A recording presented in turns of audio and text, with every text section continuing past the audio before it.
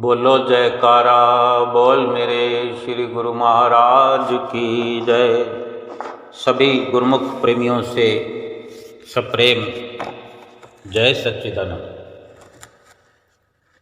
जब से हम इस दुनिया में आए हैं,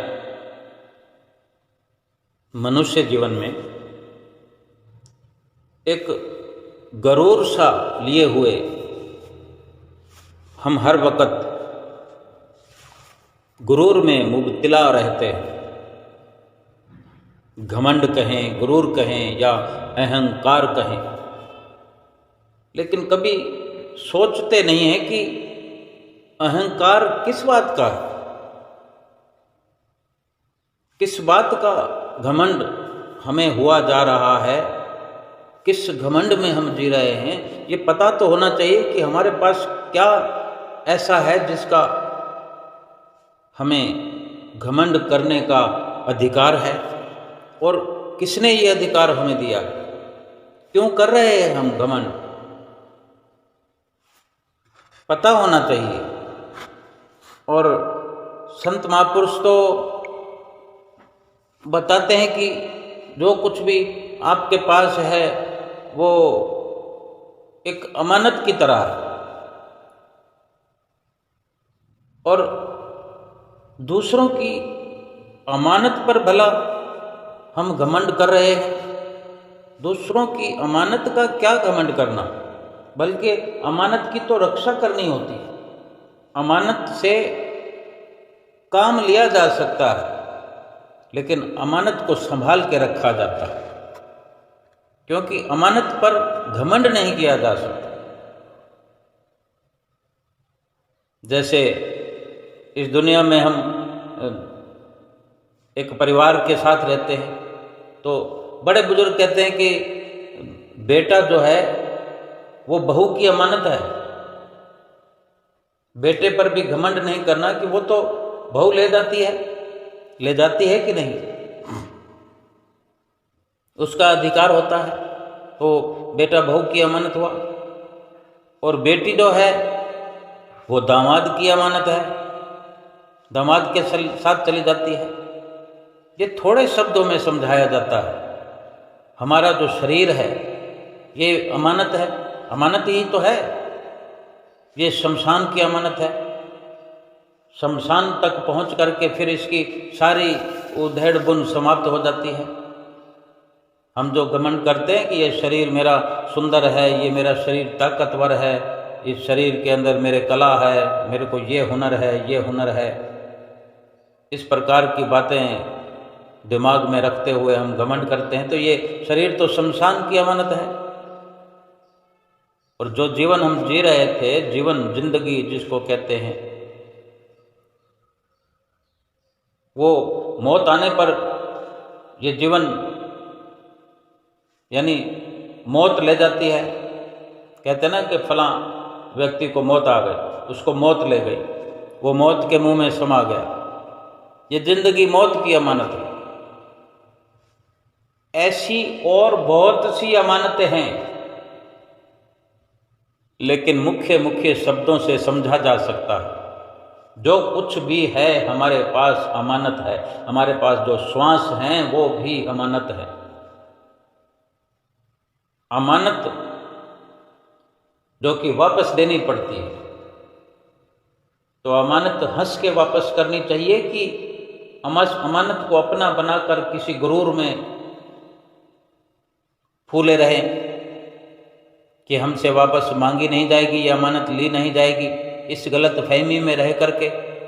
लेकिन जो वस्तु जिसकी अमानत है वो मांगेगा तो सही। अमानत को अपना समझना एक प्रकार की बेईमानी है, बेईमानी ही है। याद रखना चाहिए, यहाँ कोई किसी का नहीं है। गुरुमुखों, प्रेमियों, हम जिन पर भरोसा करते हैं, जिनको अपना समझते हैं, ये संतों महापुरुषों के अटल फैसले हैं, अपने अनुभव हैं उनके, जो हमें आगाह करते हैं कि यहाँ कोई किसी का नहीं है। हम चाहे तो लाख पकड़ने की कोशिश कर लें, मगर हमारी मुट्ठी में कुछ भी आने वाला नहीं है इस दुनिया से। अमानत की सार संभाल तो करनी होती है, मगर उसे अपना समझने की भूल नहीं करनी होती है। हम वही भूल कर रहे हैं कि अमानतों को अपना समझ रहे हैं। हम जिस घर में रहते हैं वो भी अमानत है, जिस कारोबार को करते हैं वो भी अमानत है। हमारी आंखों के सामने देखते देखते ये अमानतें हमारे हाथों से छिन जाती है। जिस बेटे पे इतना गुरूर किया जाता है, जिस बेटे को पाल पोस कर बड़ा करते हैं, एक अमानत के तौर पर पालना पोसना एक नियम के तहत ठीक है, एक नियम, एक ड्यूटी जो प्रभु ने हमें दी है। ड्यूटी से अलग जो अमानत की न्याय है, उस पर अपना अधिकार जमा लेना, ये सरासर गलती है। दुखी होने वाला बीज बो देते हैं हम इस प्रकार मालिक बनकर, अमानतों के मालिक बन बनकर। बल्कि अमानत की साज संभाल करें। परिवार मिला है, उसकी साज संभाल करें, उसका ध्यान रखें, उनका लालन पालन पोषण करें। एक परोपकार का जज्बा भीतर हमारे होना चाहिए। ये शिक्षा संतों से प्राप्त होती है, क्योंकि संत ही परोपकार करने की खातिर इस दुनिया में आते हैं और उनके संपर्क में जो आते हैं। हम जैसे गुरुमुख अगर संतों महापुरुषों की शरण में ना आए होते तो क्या उपकार का जज्बा अपने दिल में रख पाते? कितने हजारों लाखों गुरुमुख आप जैसे परोपकार की भावना लिए सेवा भावी बने हुए सतगुरु की प्रसन्नता प्राप्त कर रहे हैं। ऐसे गुरुमुख सदैव याद रखते हैं कि ना ये घर मेरा है, ना परिवार मेरा है, ना ये मिलने जुलने वाले मित्र कुटुंबी कोई भी मेरा नहीं है। सब थोड़ी थोड़ी देर के लिए मिले हैं, कोई कहीं साथ छोड़कर चले जाएंगे। मेरा घर लगा रखा है हमने। ये हमारी बुद्धि की कमी है।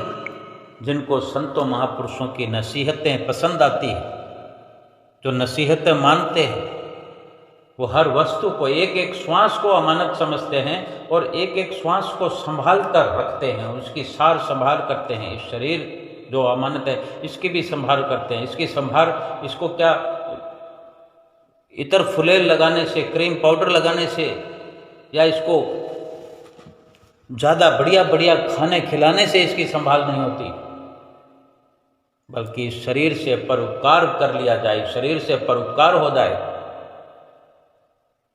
और परोपकार की भी कई प्रकार से तस्वीरें होती हैं। परोपकार वो होता है सही मायने में जो निष्कामता को लिए हुआ, जिसके बदले में कोई चाहना ना हो। मदद ऐसी करे कि उससे किसी प्रकार की चाहना न रखे। मदद करने के एवज में चाहना वो रखता है जो भिखारी है, कंगाल है एक तरह का, कि देने से पहले लेने की ख्वाहिश रखता है, किसी न किसी वस्तु का, किसी उम्मीद का ख्वाहिशमंद है। लेकिन जिन गुरुमुख प्रेमियों को अपने सतगुरु पे भरोसा है, जिसको सतगुरु के चरणों रूपी भंडार से जिसका नाता जुड़ा है, वो भला क्यों किसी की मदद करके उसके बदले में उम्मीद करेगा? वह निष्काम भाव से सेवा करता चला जाएगा। असली परोपकार ही यही है। क्या सतगुरु हम पर उपकार करते हैं, हमारी भलाई करते हैं, हमारी आत्मा की भलाई करते हैं? इतनी बड़ी भलाई क्या हमसे कुछ उम्मीद करते हैं? क्या दे सकते हैं हम? क्या हम प्रभु परमेश्वर को कुछ दे सकते हैं, देने के काबिल हैं? सतगुरु स्वयं अपनी मौज से उपकार करने के लिए इस धराधाम पर अवतरित हुए और हमें उपकार की परिभाषा सिखा करके, उपकार के जज्बे से भरपूर करके उपकार करना सिखाते हैं। सतगुरु स्वयं नाम को जपते हैं, फिर वही नाम हमें जपने के लिए देते हैं। जपा जपाया नाम हमें देते हैं। सब मुश्किलों का सामना स्वयं करते हैं। नहीं तो हम याद करें कि अगर भक्ति जो हमारे सतपुरुषों ने, हमारे आदरणीय संत जनों ने, भाई जनों ने, भक्त जनों ने, हमारे बुजुर्गों ने जो श्री आनंदपुर दरबार की नींव को रखा, उस वक़्त का क्या स्वरूप था क्या हम जानते नहीं। श्री ग्रंथ में, अमर ज्योति ग्रंथ में सब कुछ वर्णन है। और जो अभी एक और बड़ी कृपा हुई, श्री हुजूर सतगुरु दादा दीनदयाल महाराज जी की एक नव ग्रंथ श्री अमर ज्योति दर्शन ग्रंथ हमारी झोली में दे करके एक बड़ा परोपकार किया। सुंदर सुंदर वचनों से भरे पड़े हैं, लेकिन हम क्या ऐसी भक्ति आज कर रहे हैं? आसान से आसान भक्ति करने के लिए हमें सतगुरु ने हम पर उपकार पर एक और उपकार किया है कि सब कुछ आप करन करावनहार इतने सुंदर सुंदर नज़ारों से भरपूर कर दिया श्री आनंदपुर धाम को, श्री प्रयाग धाम को, श्री संत नगर को। और वहाँ आमंत्रित करके महज एक सेवा का सिलसिला चलाया हुआ है, उसमें केवल हाथ लगाने जैसी आज्ञा फरमाते हैं और हमें सेवादार बना देते हैं, गुरुमुख का दर्जा देते हैं। सुमरन करने के लिए मात्र 2 घंटे की हमें बैठ करके सतगुरु की आज्ञा की पालना करनी है। दिल से, भाव से मन को अपने कंट्रोल में करना है, एकाग्र करना है। बाकी सब कुछ सतगुरु ने करके रखा हुआ है। हमें तो केवल मन की तरंग को मारना है। मन की तरंग मार लो, बस हो गया भजन। ये मन को एकाग्र ही हम नहीं कर पा रहे हैं, क्योंकि मन को हमने संसार की झिलमिल में लगा दिया है। अगर हम इस प्रकार सतगुरु की बख्शी हुई नेमतों को अपने अधिकार क्षेत्र में रख करके उन पर गलत प्रकार से कब्जा जमा कर बैठे रहेंगे तो कैसे भला होगा हमारा? कैसे हम भला करेंगे किसी और का? और फिर ये अमानतें तो वापस हो जाएगी, ये शरीर भी छिन जाएगा, ये श्वास भी ले लिए जाएंगे। लेकिन सतगुरु हमें यही शिक्षा प्रदान करते हैं कि ये जो भी अमानतें हमें मिली हुई हैं, इनका सदुपयोग करो। और सदुपयोग जो है वो यही है कि परोपकार करो, भलाई करो। सबसे पहले अपनी भलाई करो, अपनी जीवात्मा की भलाई करो। अगर हम अपनी जीवात्मा को उबार सकते हैं पाप कर्मों से, तो फिर जो चीज किसी से मिली हुई है, उधारी लाई हुई है, उधार में मिली हुई है या मांगने से मिली हुई है, वो अपने कैसे हो सकती है? और हम यही भूल कर रहे हैं कि उसको अपना बनाकर बैठ गए हैं। और जो सचमुच में हमारा है, जो हमारा था, हमारा है और हमारा ही रहेगा, उसकी ओर हम ख्याल नहीं करते। आज तक हमें होश ही नहीं है।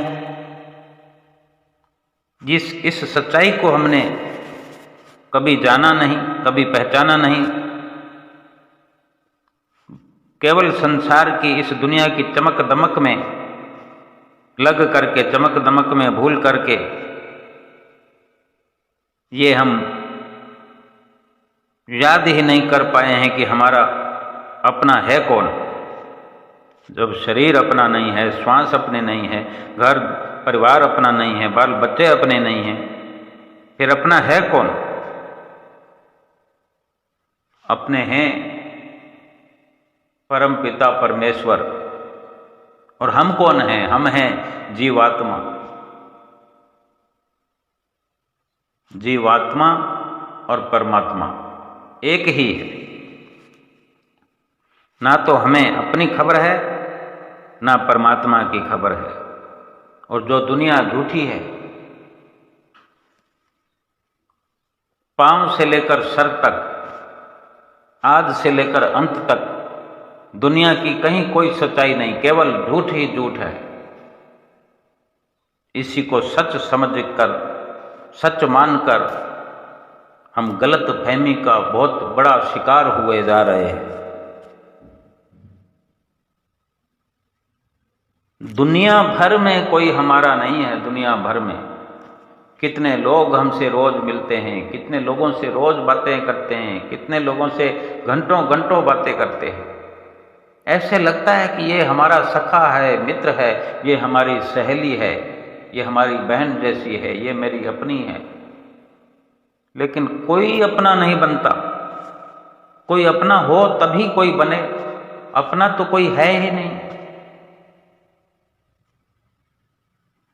अगर दुनिया में कोई है अपना, तो वो दुनिया को बनाने वाला है।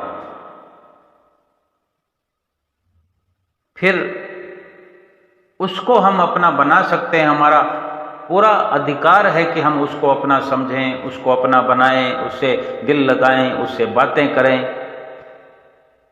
वो हमसे बातें करेगा, वो हमसे दिल लगाएगा, वो हमें अपना बनाएगा। हम उसके अपने हैं और वो हमारा अपना है। जब यहां तक हमारी समझ आ जाएगी तो बात बन जाएगी। फिर तो सारी भूल समाप्त हो जाएगी, हर भूल से छुट्टी हो जाएगी। फिर तो हमारी ये आत्मा जो है परमात्मा के नजदीक पहुंच जाएगी। सच के साथ हमारा रिश्ता कायम हो जाएगा। चारों ओर सच्चाई का ही बोलबाला हमें नजर आएगा। हमें अभी दुनिया में जब तक प्रीत है तो थोड़ी थोड़ी देर में हमें झटके लगते हैं, थोड़ी थोड़ी देर में अटैक आते हैं। ऐसे तो कहने को कहते हैं कि फलां व्यक्ति को हार्ट अटैक आ गया। ये हार्ट अटैक भी तो किसी छोटे अटैक से बड़ा अटैक बनता है। लेकिन अगर सही माने तो 24 घंटे में ना जाने कितने अटैक आते हैं। सारे अटैक अंतिम हो जाएं ये तो जरूरी नहीं। जब से इंसान पैदा हुआ है लगातार अटैक आ ही रहे। अटैक का, हार्ट अटैक का तो अभी कुछ वर्षों से ही भेद खुला है, लेकिन ये अटैक तो जब से सृष्टि बनी है तभी से आ रहे हैं। ये नाम अब रखे गए हैं। किसी ने कुछ कह दिया तो अटैक आ गया।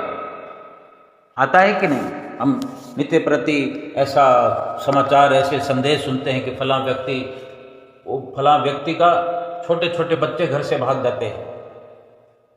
जब वो ढूंढ लिए जाते हैं तो पता लगता है कि माँ ने ऐसा कह दिया, बाप ने ऐसा कह दिया, इसलिए गुस्सा आ गया और घर से भाग गया।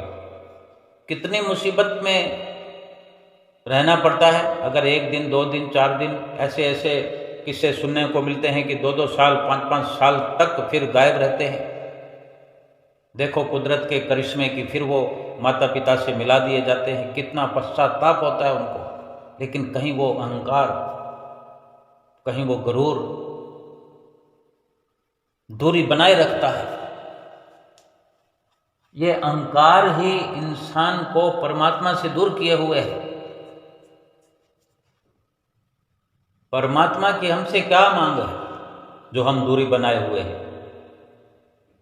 माता पिता कुछ समझाते हैं बच्चों को, भले की बात बताते हैं, भलाई वाले रास्ते पर चलना सिखाते हैं, तभी तो बुरा समझकर बच्चे भाग जाते हैं। और बड़े होने पर भी किनारा कर लेते हैं माता पिता से, कमरा बदल लेते हैं, घर बदल लेते हैं, शहर बदल लेते हैं। लेकिन फिर क्या वो खुशियां उनके कदम चूमने लगती है? भटकते रहते हैं।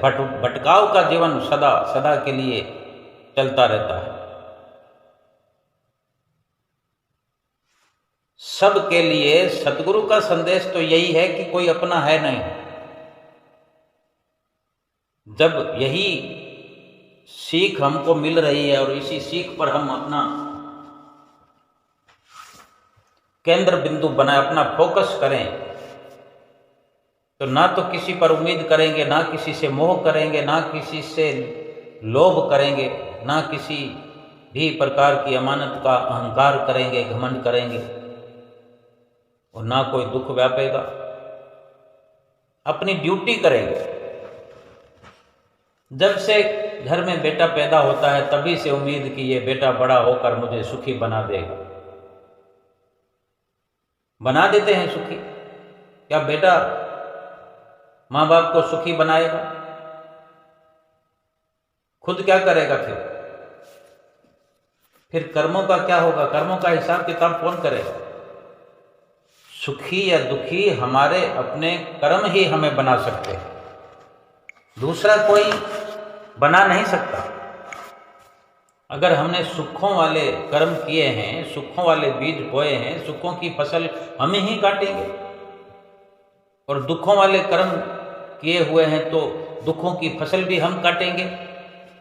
समझना केवल यही है कि हर कोई अपनी कर्मों की किताब अपने साथ लाया है, उसी के अंदर अपना ध्यान लगाए कि जिस प्रकार ये किताब हमें मिली है बोया हुआ काटने की, इसको समझना है, इसको हल्का करना है, कुछ श्रेष्ठ कर्म करके। क्यों कि जिन गलतियों में गलतियां हो गई, जो भूले से भूले हो गई, लेकिन अभी होशो हवास में है, ये मनुष्य का जन्म है, ये मनुष्य जीवन है। मनुष्य जीवन के अंदर सभी भूल बख्शवाई जा सकती है, सभी भूलें समाप्त की जा सकती है और नई फसल बोई जाती है, सुखों वाली फसल बोई जा सकती है। ये सतगुरु हमारे श्री परमहंस अवतार श्री परमहंस दयाल महाराज जी ने ये जो दरबार बनाया है, इस प्रकार की शिक्षा से शिक्षित करने के लिए सतगुरु स्वयं अपनी संत मंडली के साथ हमारा मार्गदर्शन कर रहे हैं, मार्गदर्शक बने हुए हैं, राह दिखा रहे हैं, रास्ते पर चला रहे हैं, रास्ते पर आने वाली तकलीफ़ों को स्वयं दया करके, कृपा करके, आशीर्वाद से हटा रहे हैं, तकलीफ़ों को मिटा रहे हैं।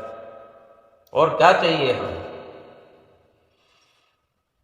हमारे जीवन में सुख ही सुख बरसा रहे हैं। वो शिक्षा प्रदान करते हैं जो हम ऐसी निष्काम कर्मों की खेती करके, बीज बो के, निष्काम कर्मों के बीज बो करके पहले वाली पापों की जो दुखों वाली फसल है उसका भी निपटारा कर रहे हैं, कर सकते हैं, और आगे के लिए भी सुखों का खुशहाल जीवन हमारे लिए फसल तैयार हो जाए सुखों वाली। ये सतगुरु की अपार दया से संभव है। सबसे पहले इस बात को हमें समझना होगा कि कुछ भी हमें इस संसार में मिला हुआ है, कुछ भी, जब शरीर की बात आ गई, श्वासों की बात आ गई, तो बाकी फिर रहा क्या? जब ये शरीर भी अमानत है, श्वास भी अमानत है, ना शरीर का घमंड करना है, ना श्वासों का घमंड करना है, सदुपयोग करना है शरीर का भी, श्वासों का भी, और सतगुरु की मौज पर चलना है, सतगुरु के पथ प्रदर्शन में चलना है। सतगुरु ही हैं इस दुनिया में जो हमारे अपने हैं, जिन पर हम अधिकार कर सकते हैं, हमारा पूरा अधिकार है। बाकी दुनिया में हम चाहे जितनी मर्जी लाख कोशिश कर रहे हैं, सारा संसार कोशिश कर रहा है, बड़े बड़े राजा महाराजा यहाँ पर कोशिशें करते चले गए, खाली गए, कुछ भी मुट्ठी में हाथ नहीं आया, एक मुट्ठी भर के भी कुछ नहीं ले गए। जिनके घर अशरफियों के ढेर थे,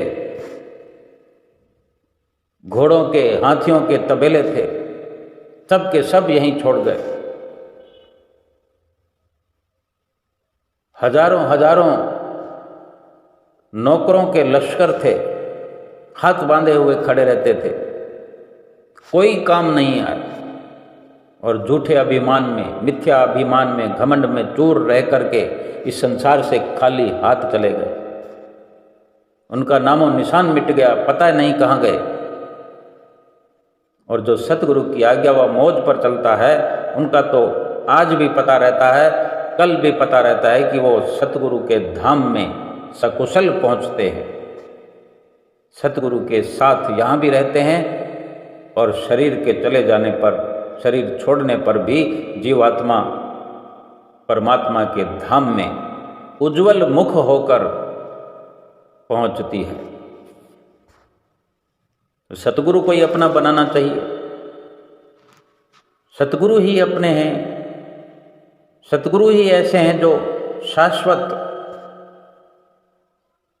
सच्चिदानंद घन परमात्म स्वरूप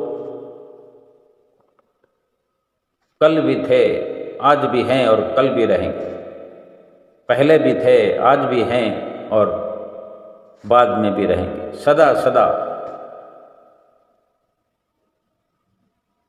हम क्षण भंगुर वस्तु, नाशवान वस्तुओं में हाथ मारते फिरते हैं और उन पर घमंड करते फिरते हैं। कुछ हाथ आ जाता है तो हम फूले नहीं समाते, उन्हीं का घमंड करते हैं, उन्हीं का मान करते हैं जो अपने नहीं हैं।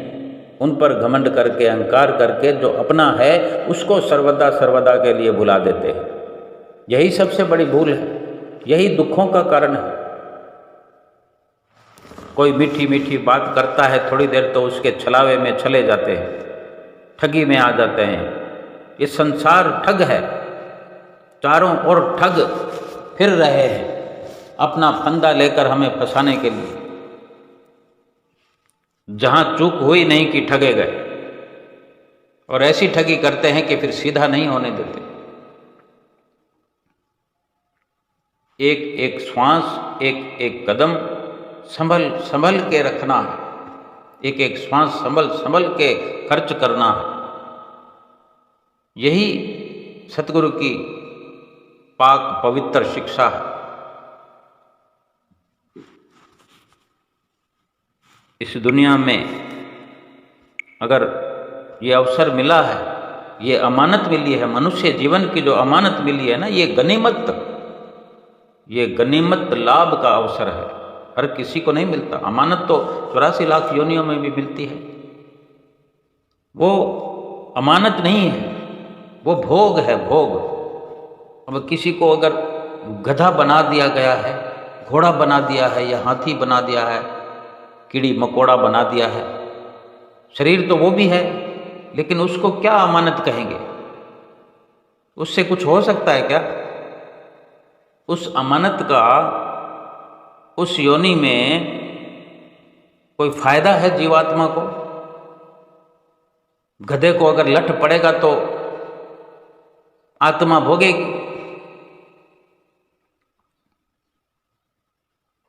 यही दुखों के स्वरूप बदलते रहेंगे, योनियों के रूप बदलते रहेंगे। लेकिन मनुष्य जीवन के अंदर यह अवसर है कि इन दुखों से बचा जा सकता है। इसलिए इस शरीर को अमानत कहा है। श्वास तो 84 लाख योनियों में भी चलते हैं, लेकिन उनका लाभ क्या है? वो जैसे चलते हैं चलते रहेंगे। लेकिन मनुष्य जीवन में श्वास को मनुष्य स्वयं अपनी मर्जी से चला सकता है। जितने श्वास मिले हैं उन्हीं श्वासों को अपनी मर्जी से लगा सकता है। कबीर मन तो एक है, भावें जहां लगाए, भावें गुरु की भक्ति कर, भावें विषय कमाए। ये मन एक ही है, एक ही तरफ लगेगा। यानी इंसान का जो वजूद है उसका लाभ प्राप्त करना है तो दो ही रास्ते हैं, एक माया का, एक भक्ति का। एक भगवान वाला रास्ता है, एक माया वाला रास्ता है। अब फैसला जीव के अपने हाथ में है कि वो किस रास्ते पर लाभ कमाने की अपनी सोच से कोशिश करता है। भगवान वाले रास्ते पर चल पड़ेगा तो वास्तव में भगवान वाला रास्ता लाभ वाला है, लाभ प्राप्त हो जाएगा। कहीं माया वाले रास्ते पर चल पड़ा, लाभ समझकर झिलमिल माया की झिलमिल में फंस गया, आकर्षण को देख करके आकर्षित हो गया और भगवान को पीठ देकर चल पड़ा, तो फिर क्या लाभ हो जाएगा? लेकिन जिसको सतगुरु की चरण शरण प्राप्त है, ये मनुष्य जीवन प्राप्त होने के बाद, मनुष्य शरीर प्राप्त होने के बाद सतगुरु की चरण शरण मिल गई है, वो शरीर रूपी अमानत, श्वासों रूपी अमानत, ये संसार रूपी अमानत, ये पूरा संसार अमानत के तौर पर मिला हुआ है। इसको हम अमानत के नज़रिए से देखें और इस अमानत से पूरा लाभ उठा जाए। अपना भला करना है या बुरा करना है, इसी संसार में रहकर ही किया जाएगा, और भला करके इसी संसार में हमें पदवी मिल जाएगी कि प्रभु के धाम में गए। और जो माया के शिकंजे में फंसकर कर्म किए, तो इसी संसार में ही भुगतने के लिए आते रहना पड़ेगा लगातार। जैसे 84 लाख योनियां हमारी आंखों के सामने दुख भोग रही है, और हम भी उन्हीं की तरह इस मनुष्य जीवन में भी दुख भोग रहे हैं। तो फिर 84 लाख योनियों में और मनुष्य योनि में क्या फर्क हमने साबित किया? क्या फर्क रह गया? बल्कि अधिक दुख तो मनुष्य योनि में दुख पाने से हुआ। अफसोस हुआ कि मनुष्य योनि पाकर भी दुखों का शिकार बनते रहे, और अंत में दुखों का भंडार मिल गया, 84 लाख योनियों का उपहार मिल गया। और गुरुमुख प्रेमी जो कि सतगुरु की चरण शरण अपना के, सतगुरु की आज्ञा व मौज में चल के, सतगुरु की रहनुमाई में चल के, जिन्हें सतगुरु का दरबार मिल गया, सतगुरु का सच्चा प्यार मिल गया, परमहंस अवतार मिल गया, उनको बेड़ा करने वाला, बेड़ा पार करने वाला सतगुरु दातार मिल गया, वो यहाँ भी खुशियों वाला जीवन व्यतीत करते हैं और आगे भी उनका परलोक सुहेला होता है। उन्होंने अपनी इस शरीर रूपी अमानत से अपने शरीर को सत्संग में लगाया, सेवा में लगाया, भजन भक्ति में लगाया, शरीर को थकाया भक्ति के लिए। और आम इंसान शरीर को माया के लिए थकाते हैं, ना माया से कुछ मिलता है, ना फिर शरीर का कुछ बचता है, सब कुछ खत्म, ये भी गया वो भी गया। और गुरुमुखों का शरीर सफल हो गया, शरीर का सदुपयोग गया, श्वास लेखे लग गए, क्योंकि उसके बदले में जो मिला वो भरपूर है, अथाह है। जिसको इतना मिल जाए कि फिर कभी जरूरत ना पड़े, उसको अथाह कहते हैं। अथाह की था कोई पा नहीं सकता। अथाह की गहराई नहीं नापी जा सकती, जैसे समुद्र की गहराई नहीं नापी जा सकती, आकाश की ऊंचाई नहीं नापी जा सकती, ऐसे ही सतगुरु के चरणों में वो सुखों का भंडार है। सतगुरु की भक्ति करने से वो सुखों का भंडार मिलता है कि फिर उस भंडार की गहराई नहीं नापी जा सकती। और संसार में छोटे छोटे सुखों के पीछे भाग रहे हैं। अभी सुख मिला अभी खत्म, अभी सुख मिला अभी खत्म। ये सुख नहीं है, ये तो भटकाव है। यहाँ से वहाँ पहुँचे कि सुख खत्म, फिर ढूंढो, फिर थोड़ी दूर चले कि सुख खत्म। क्योंकि ये नाशवान सुख हैं, मिटने वाले सुख हैं। पानी के बुलबुले की तरह ये सुख हैं। पानी का बुलबुला बना और मिट गया, बना और मिट गया। असल जिंदगी का जो मकसद है वो यही है कि इस जिंदगी रूपी अमानत से, ये जिंदगी जो मिली है प्रभु को पाने के लिए मिली है, प्रभु को अपना बनाने के लिए मिली है। जिसने इस राह पर चलकर प्रभु परमेश्वर वाले रास्ते पर चलकर अपनी जिंदगी को लगा दिया, उन्होंने भगवान से मिली इस अमानत का मान बढ़ा दिया।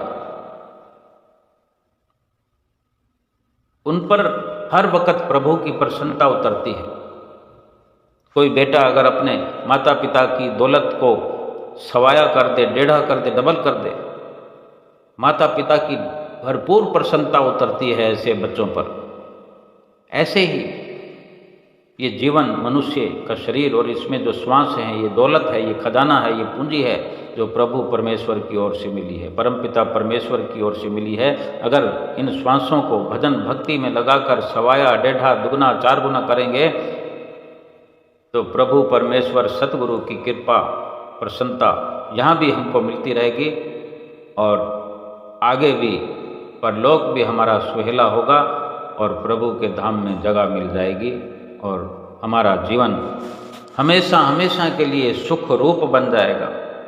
सुखों के भंडार में हमारी जीवात्मा पहुंचकर हमेशा हमेशा के लिए 84 लाख योनियों से छुटकारा पाकर सदा सदा के लिए सुख रूप बन जाएगी। बोलो जयकारा बोल मेरे श्री गुरु महाराज की जय।